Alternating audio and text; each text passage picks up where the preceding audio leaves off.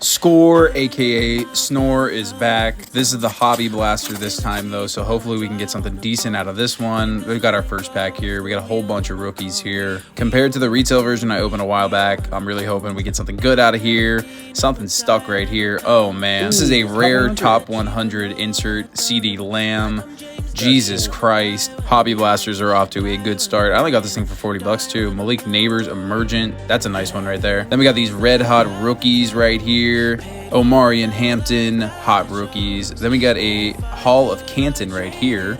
That's not bad. And these are gold parallels. They're exclusive to the Hobby Blasters. We are obviously hoping for a good rookie pull out of one of those, but we'll see. And then we got a whole lot of base here.